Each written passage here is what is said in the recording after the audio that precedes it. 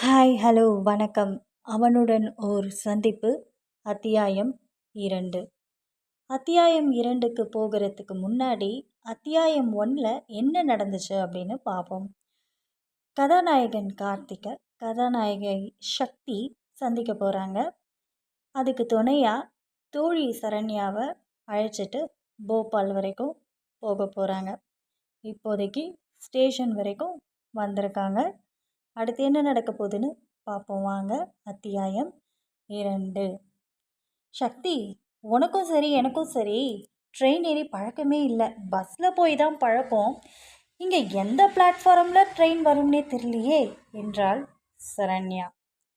இதோ departure board இங்கே இருக்கே, வாடி பார்க்கலாம் என்றாள் சக்தி. ஆத்தாடி, ஐயோ சரண்யா, இங்கே பாருடி, மத்திய பிரதேஷ் எக்ஸ்பிரஸ் மதியம் 3 மணிக்கு தான் போலையே. நம்ம முன்னாடியே முதிரை கொட்டை மாதிரி வந்துட்டோம் என்று உதட்டை பிதுங்கி கூறினாள் சக்தி. வீடு திரும்பி வீட்டுக்கா போக முடியும்? இங்கே உட்காந்து கட்டிட்டு வந்த சோத்தை தின்னுட்டு வெயிட் பண்ணலாம் என்று கிண்டலாக கூறினாள் சரண்யா. இருவரும் எதற்கும் தயார் என்பது போல் தைரியமாக இருக்கும் பேர் வழிகள். ஆனால் வீட்டில் அவர்களை செல்லமாக வளர்த்தனர். இருவரும் படிக்க வெளியே வந்ததனால் தங்களுக்குள் தைரியம் வளர்த்து கொண்டனர். பெண்களுக்கு தைரியம் இந்த காலத்தில் தேவைதானே, ஆனால் அசட்டு தைரியம் இருக்கக்கூடாது. தற்போது கார்த்திகை சந்திக்க போவது அசட்டு தைரியம் என்று தான் சொல்ல வேண்டும். ஆமாம் சரண்யா, இந்த பிளாட்ஃபார்ம் டிக்கெட் வாங்குமாடி என்றாள் சக்தி. அதற்கு சற்று யோசித்த சரண்யா, இல்லடி பைத்தியம், அதான் ட்ரெயின் டிக்கெட் இருக்கே, நாம் ஏன் வாங்கணும் என்றாள் சரண்யா. ஓஹோ அப்படியா, சரி சரி. எவ்வளோ நேரம் ட்ராவல் நமக்கு? ஒரு நாள் முழுக்க ட்ரெயினில் தான் கிடப்போம், மறுநாள் மதியம் தான் போய் சேருவோம் என்றாள் சரண்யா. அது சரி, அப்போ எப்படி குளிக்கிறது? அப்படியே குளிக்காமல் தான் இருக்கணும், இல்லைனா அந்த நாத்தம் பிடிச்ச கக்கூஸில் எவன் போய் குளிக்கிறது என்று முகத்தை அத்தனை கோணல் காட்டினாள் சரண்யா. குளிக்காமல் அப்படியே போய் எப்படி கார்த்திகை மீட் பண்ணுறது என்றாள் சக்தி. மனசில் இவளுக்கும் அவனுக்கும் முதலிரவுன்னு நினப்பு. முகத்தை பார்க்கவே வழியை காணோம். கழுத குளிக்காம எப்படின்னு யோசிக்கிறத பாரு என்று தன் வாய் உள்ளே முணங்கினாள் சரண்யா. அடியே, என்னை ஏதோ திட்டுற போலையே என்றாள் சக்தி. கடுப்பா இருக்கு சக்தி, கொஞ்ச நேரம் கம்முன்னு இருடி என்றாள் சரண்யா. இருவரும் ஒருவருக்கொருவர் பேசிக்கொண்டு கலாய்த்து கொண்டு இருந்ததில் ரயில் பிளாட்ஃபார்ம் நின்றதை கவனிக்கவில்லை. பயணிகளின் கவனத்திற்கு வண்டி எண் என்ற அறிவிப்பு ஒலி கேட்கும்போது இருவரும் பையை எடுத்துக்கொண்டு ஓடினர்.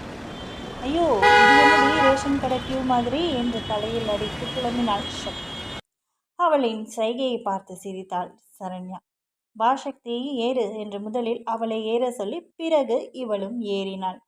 ஐயோ, இது என்னடி டாய்லெட் பக்கம் சீட்டு, நிஜமாவே நீ சொல்கிற மாதிரி கப்பு தான் போல என்றாள் சக்தி. சக்தி, அப்படிதான் இருக்கும், அட்ஜஸ்ட் பண்ணிக்கலாம் என்றாள் சரண்யா. இவர்கள் பக்கத்தில் வேறொரு குடும்பம் குழந்தை குட்டியுமாக வந்திருக்க இவர்களுக்கு ஒருவித பாதுகாப்பு உணர்வும் கிடைத்தது. ஆப் தோனோ பி கஹான் ஜாரே என்க. அதற்கு சக்தி, ஆண்டி, நாங்கள் தமிழ் தான் ஆண்டி என்று சிரித்தாள். ஓ அப்படியா, சரி சரி, எங்கே கண்ணு போகிறீங்க என்று தமிழில் கேட்க, போபால் என்று கூறினாள் சக்தி. அந்த ஆண்டி தன் உறவினர் வீட்டுக்கு செல்வதாக கூறினார். போபால் வரை தங்களுக்கு நல்ல டைம் பாஸ் தான் இந்த குடும்பம் என்று இருவரும் நினைத்து கொண்டனர். அந்த குடும்பத்தினர் எடுத்து வந்த பலகாரத்தை பிரித்தனர். சரண்யா என்று வாய் பிளக்க பார்த்தாள். லூசு, ஏண்டி எப்படி பார்க்குற? வாய் ஊறுதுடி சக்தி. இந்தாங்கம்மா, நீங்களும் இந்த பலகாரம் எடுத்துக்கோங்க என்று நீட்டினார். நீ பார்க்கறதுனால எங்கே வயிறு வலிக்குமோன்னு ஆண்டி வழி இல்லாமல் உனக்கு கொடுத்துருக்காங்க என்று சிரித்தாள் சக்தி. எப்படியோ திங்கிறதுக்கு பலகாரம் கிடைச்சதுல அது போதும் என்றாள் சரண்யா. அசிங்கமாக பண்ணாதடி, வேணும்னா ஏதாவது நாமளே வாங்கிக்கலாம் என்றாள் சக்தி.